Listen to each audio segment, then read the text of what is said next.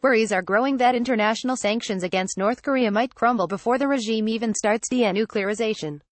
U.S.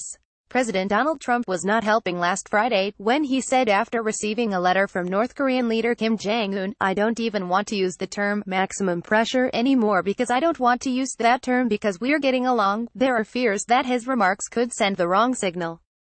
China is already helping the regime on its feet by opening back doors since Kim visited China twice in the last couple of months, with fresh indentured workers streaming across the border.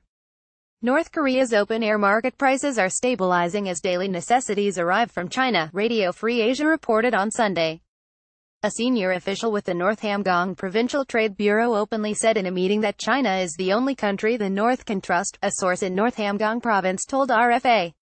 The official quoted Chinese President Xi Jinping's promise to Kim to give the regime his full support, the source added. President Donald Trump talks with Kim Yong-chul, former North Korean military intelligence chief and one of leader Kim Jong-un's closest aides, as they walk from their meeting at the White House in Washington on Friday. AP Yonhap Russia also seems ready to jump on the bandwagon. Russian President Vladimir Putin sent a personal letter to Kim Jong-un through Foreign Minister Sergei Lavrov, who visited Pyongyang last week, stressing future economic cooperation and inviting him to visit.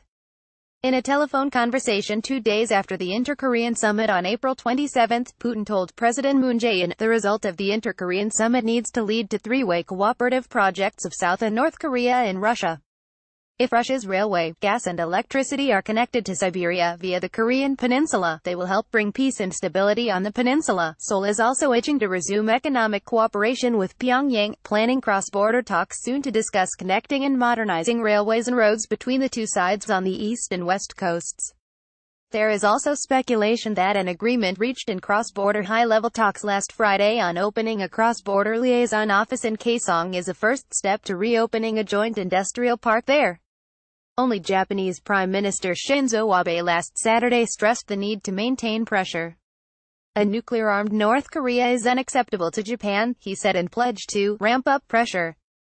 Trump is unpredictable, and may only for the moment have been filled with the warmth of fellow feeling without actually intending to reduce pressure.